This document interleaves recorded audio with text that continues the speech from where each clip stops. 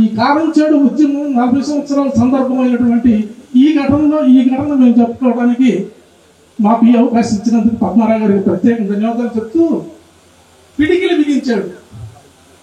అసలు ఎవరు ఈయన ఒక పొలికేకరాగా ఒక మా మధ్యలో ఒక ఎవరికి ఇస్తావు ఈ భోజన టికెట్లు 150 టికెట్లు తీసుకొచ్చావు అని ఒక కేక ఒక పక్క నుంచి నిలబడింది మాకు.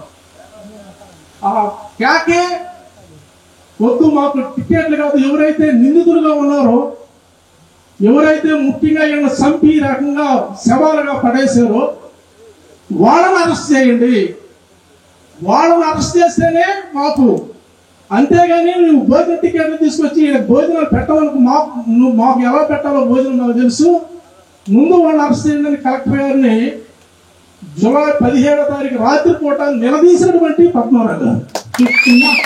అసలు ఆ పొలికేక ఆ పిడికిడే మాకు అసలు ఆ సందర్భంగా ఒక పొలికేకలో వచ్చినటువంటి పద్మారావు గారిని ఎవరని మేము ఆశ్చర్యకరంగా చూసాము.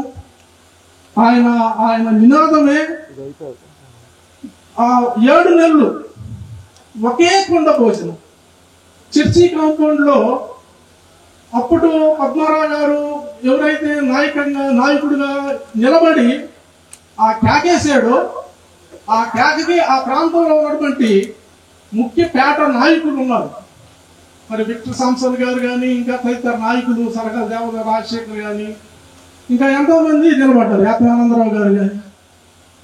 ఆ కేకకి వీళ్ళందరూ ఒకటయ్యి అసలు వీళ్ళకు భోజనం మనం పెట్టుకున్నాం, వీళ్ళని మనం పోషిస్తాం, వీళ్ళని మనమే ఇచ్చేసుకుంటేనే కానీ ప్రభుత్వం ఇలాగ చంపి వాళ్ళని అరెస్ట్ చేయకుండా భోజనాలు ఎవరిస్తారు ఎవరికి పెడతారని ప్రశ్నించిన ఆ ప్రశ్నే మరి పేటకు ఒక పూట అనే నినాదంతో సుమారు 7 నెలలు ఒకే కుండలో భోజనం.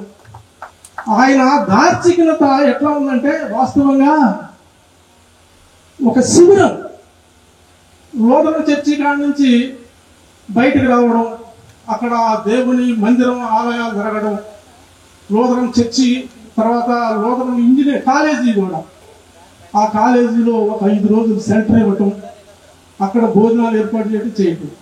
అక్కడ నుంచి తాను దార్చిన ఆలోచనతో ఐటీడీ గెస్ట్ హౌస్ అని ఉంది, ఐటీడీ గెస్ట్ హౌస్ తీసుకొచ్చాడు. జాన్పేట, జయంతిపేట, మరియంపేట, ఐక్యనగర్ మధ్యలో ఒక స్థలాన్ని ఆయన అక్కడ పన్నాలు ఏర్పాటు చేశాడు. ఇక భోజనానికంటూ పొగ ఏం లేదు. ఏంటి వీళ్ళకి ఇట్లా ఇంత దారుణమైన ఘటన భారతదేశంలో జరిగి ఉండొచ్చు, కానీ ఆంధ్రప్రదేశ్లో ఈ రకంగా శవాలుగా మొక్కలుగా మరి నరికినటువంటి కణతలో గెడ్డ పొలుగు యవాస్మం అనేది కణతలో గెడ్డ పొలుగు ఇచ్చినటువంటి సందర్భాలు ఆయన చెలించిపోయాడు. ఇక అక్కడి నుంచి పేటకు పూట రావడం, భోజనాలు ఏర్పాటు చేయడం, అక్కడి నుంచి మళ్ళీ ఐక్యనగర్ సమీపంలో ఉన్నటువంటి విజయనగర్ అనేది కాలనీ కాదు, ఆయన ఏర్పాటు చేసిన మొట్టమొదటి ఒక బ్యానర్ కట్టాడు. ఆ బ్యానర్ విజయనగర్. ఈ విజయనగర్ ఎప్పటికైనా ఈ విజయాన్ని అందించాలి వీళ్ళకి అని అప్పుడు అసలు విజయనగరం అనే స్థాపించింది పద్మారావు గారి. గుడ్డ బ్యానర్ కట్టేసి ఇది విజయనగర్ అని ఒక బ్యానర్ కట్టాడు. అక్కడ మళ్ళీ అందరినీ సమీకరించుకుంటూ వచ్చిన వాళ్ళు ఈ రకంగా దేశవ్యాప్తంగా రాష్ట్ర వ్యాప్తంగా అనేక ప్రాంతాల్లో బాధితులు జరిగిన అన్యాయాన్ని చలో అనే నినాదాన్ని పద్మారావు గారే ప్రవేశపెట్టాడు. చలో చలో అనేది విజయవాడ, విశాఖపట్నం, తిరుపతి, రాజమండ్రి, తాడేపల్లిగూడెం అనేక ప్రాంతాలని బాధితుల్ని ఒక యుద్ధ సైనికులాగా నడిపించాడు ఆయన. ఆయన మాటకి మేము ఎప్పుడు కూడా ఒక్క జమదాటల ఆయన నాయకత్వాన్ని మేము నమ్మాము, ఆశీర్వదించాం మేము అసలు ఆయన నాయకత్వాన్ని. మరలా మీరేమైనా ఆలోచన చేస్తారా అని అడిగాడు. అప్పుడే మీరేమైనా వెళ్ళగలరా, కారంచేడు ఏమన్నా వెళ్తారా అని అడిగాడు. అయ్యా మేము సావనైనా చస్తాం కానీ ఇక్కడ సముద్రం ఉంది, సముద్రంలోనైనా చస్తాం కానీ కారంచేడు మాత్రం వెళ్ళము అని. సరే అదే మాట మీద ఉండండి, మీకు జరిగినటువంటి అన్యాయాన్ని నేను దేశ నలుమూలలకు తీసుకెళ్దాం, మీకు అన్ని విధాల ప్రభుత్వం పక్షాన్ని కానీ అనేక విధాల మీకు సహాయం చేపిద్దాం, మీరు ఇక్కడే ఉండండి, ఇక్కడే మీకుంటే అనేక విధాలుగా ఎవరైతే నరికి చంపారో వాళ్ళకి శిక్షలు పడతాయి, అప్పుడు తమ్ముడు కూడా అన్నారు, అరే వీళ్ళు ఎక్కడికి పోతారులే, మరలా తిరిగి మనకే వస్తారులే నా కుండలు దేవుంది నా కొడుకులని బూతు మాటలు అనుకుంటూ అన్నారు. అట్లా జరిగిన ఘటన పద్మారావు గారు ఏకతాటిగా ఈ వచ్చినటువంటి విరాళాలకు ఒక స్థలాన్ని 7 ఎకరాల భూమిని కొన్నాడండి. ఆ భూమి మేము 4 కుటుంబాలు, ఆ 4 కుటుంబాలకు 4 పెద్ద 2-3 నిట్టాల్లో పట్టే ఒక శిబిరాన్ని ఏర్పాటు చేశాడు. ఆ శిబిరంలో ఏ కుటుంబం ఆ కుటుంబం తలదాసుకోవడం, మళ్ళీ పద్మారావు గారు లాంటి వాళ్ళు ఆఫీస్ లాగా ఒక చిన్న పూరి గుడిసె, ఈ గుడిసెల్లో నివాసం ఉండటం, చలో అంటే ఎక్కడికి అంటే అక్కడికి. ఆ భూమి ఒక యుద్ధానికి మమ్మల్ని సన్నద్ధం చేశాడు. మీకు జరిగిన ఈ అన్యాయాన్ని ఖచ్చితంగా దేశవ్యాప్తంగా తీసుకెళ్ళాలి, ఎవరైతే నరికారో వాళ్ళకి చట్టపరంగా శిక్షలు పడే వరకు నేను మీ వెంట ఉంటానని ఎప్పటికీ కూడా ఆయన చివరి వరకు కారం చేయడు బాధితుడికి న్యాయం జరిగే వరకు ఏమీ మాకుండా ఆశించరా.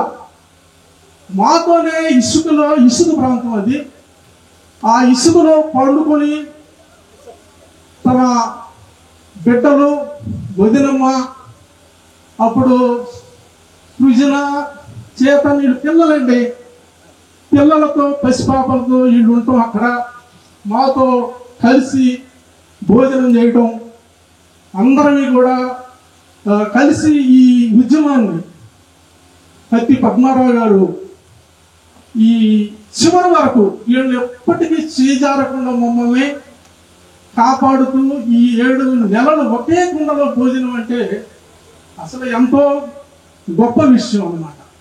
మేము ఆయన స్ఫూర్తి తీసుకున్నాము. 40 సంవత్సరాల సందర్భంగా కూడా మొన్న అందరం కలిసి వచ్చిన భోజనాలు, గ్రామంలో ఉన్నటువంటి భోజనాలు కలిసి చేశాం. ఎందుకంటే ఒక వారం రోజులు సాంబారు, గోంగూర ఇలాంటి ఏర్పాటు చేసి నోరు సైదర్పించే అప్పటికప్పుడే దున్నపొరం తీసుకురావడం, ఎప్పటికీ ఆయన్ని మరవలేనటువంటి ఘటనలు కారించాడు, ఉద్యమంలో చేశాడు.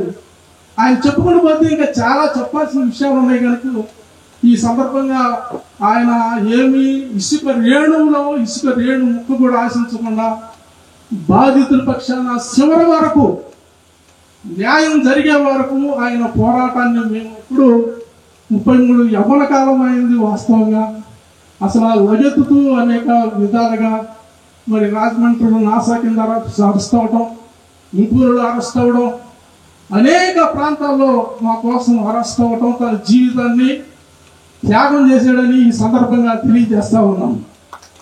ఇలాంటి ఘటన కారం చేడుకి పూర్తి స్థాయిలో చివరి వరకు ఆ ఉద్యమానికి వెళ్ళినటువంటి కత్తి పద్మారావు గారికి జన్మదిన శుభాకాంక్షలు తెలుపుతూ ఇలాంటి జన్మదిన కార్యక్రమాలు ఇంకా జరుపుకోవాలని కోరుకుంటూ మనసా వాచ ఇంతతో ముగిస్తున్నాను. మరి ఈ కార్యక్రమంలో దుడ్డు భాస్కరరావు గారిని శాలువతో సత్కరిస్తున్నారు అన్న కత్తి పద్మారావు గారు. దుడ్డు సుందరరావు గారిని కూడా వేదికపైకి ఆహ్వానిస్తున్నాం.